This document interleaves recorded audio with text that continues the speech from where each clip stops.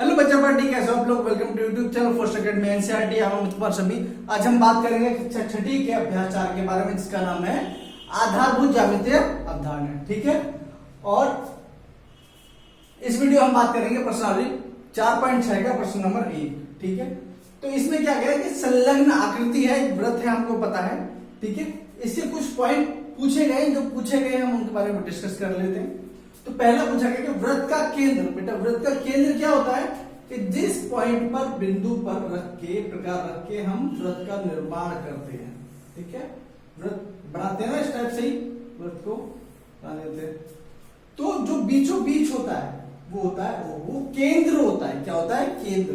जैसे हमारा केंद्र ये नाभि है ना, ये बीचों बीच यहाँ पर देखोगे नीचे तो नाभि है, टूंडी जिसको बोलते हैं, तो ये केंद्र है इस टाइप से। ठीक है, तो व्रत का केंद्र हो गया, इसमें क्या है? ओ। क्या हो गया बेटा? ये ओ। अब देखो दूसरा है त्रिज्या है।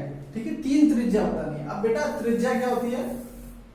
मान लो एक व्रत है और ये बीचों बीच केंद्र है। ठीक है, और जो चारों तरफ है बेटा ये परिधि है। क्या ये? परिधि। तो जब यहां से लेके यहां तक इसको ये छू देती है। ठीक है, जब ये रेखा केंद्र से होते हुए यहां को छू देती है तो ये होती है त्रिज्या। क्या होती है? त्रिज्या। अब ये कितनी भी हो सकती है, यहां से ये कितनी भी बना सकते त्रिज्या। ठीक है, लेकिन यहां पर कौन कौन सी है? एक तो ओ ए है। क्या है? एक तो ओ ए है। ठीक है, ओ बी है और ओ सी। ठीक है, क्या क्या है? ओ ए, एक ओ बी और ओ सी। ठीक है, ईडी नहीं है, बताऊंगा कैसे। ठीक है, ईडी नहीं है तो ओ ए ओ ई और ओ ए ओ बी और ओ सी हो गया। तीसरा है एक व्यास। देखो बेटा यहां पर मैं बता रहा था कि जब इस बिंदु से केंद्र से होते हुए इस परिधि को छूती है तो ये क्या हो गया? त्रिज्या। लेकिन अगर इस केंद्र से होते हुए इसको मैं दुगना आगे तक खींच लेता हूं, मतलब जब कोई, ठीक है, ये आगे, तो ये त्रिज्या का जो दुगना होता है वो होता है व्यास। क्या होता है? व्यास। जब बीचों बीच केंद्र से एकदम एक रेखा जाती है तो ये क्या हो गया? व्यास। जैसे तरबूज को बीचों बीच में से काट दो। ठीक है, तो ये क्या हो गया? तो यहां पर क्या है? ये बीचों बीच केंद्र से कौन सी जा रही है? ए सी। क्या जा रही है? ए सी। ठीक है, तो ए सी। आगे क्या है? एक जीवा। जीवा क्या होती है बेटा? देखो इसमें से कोई भी हिस्सा काट दो। अगर मान लो ये पूरा तरबूज है, बॉल है, कुछ भी है, इसका हमने इतना हिस्सा काट दिया, यहां से काट दिया, यहां से काट दिया, तो ये जितनी भी रेखाएं खींची गई हैं, ठीक है, ये सब क्या? ये सब जीवा है। और जो व्यास है वो सबसे बड़ी जीवा होती है। क्या होती है? सबसे बड़ी जीवा। ये बीचों बीच जो है सबसे बड़ी लाइन होगी ना ये, तो यहां पर एक जीवा कौन सी हो गई? ईडी या डीई, कुछ बोलो, ईडी।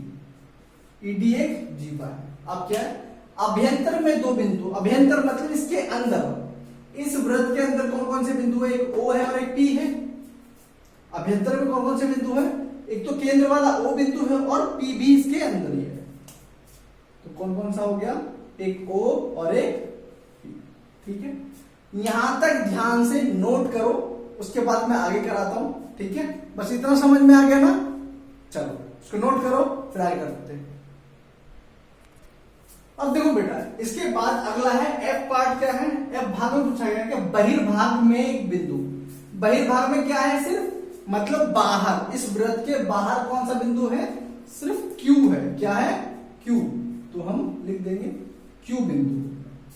अब पूछा गया त्रिज्या खंड। त्रिज्या क्या होती है बेटा? ये त्रिज्या है, ये त्रिज्या। इसको अपने खरबूजा देखा, उसमें देखा होगा कई लाइन लगी होती है, लाइन खींची होती है उसमें, और उसको हम काटते कैसे? चाकू मारते हैं उसका। ठीक है, मान लो एक ये हमारे पास खरबूजा है, ठीक है। तो हम इसको कैसे काटते हैं, ऐसे काटते हैं, ठीक है। तो ये समझ लो ये इसका ये हिस्सा है, ठीक है। ये अगर हमने सिर्फ ये वाला हिस्सा, तो ये क्या है, त्रिज्या खंड है। कौन कौन सा, ए ओ बी, ठीक है। ये क्या हो गया, त्रिज्या खंड, ये वाला हिस्सा पूरा। मान लो केक है आपका ये, मान लो, ठीक है, इसका ये वाला हिस्सा काट लिया ना, एकदम बॉल टाइप का हो तो बॉल में से वो वाला हिस्सा काट लिया, ठीक है। ये हो गया त्रिज्या खंड। वृत्त खंड क्या होता है, मान लो एक पूरा एक वृत्त है,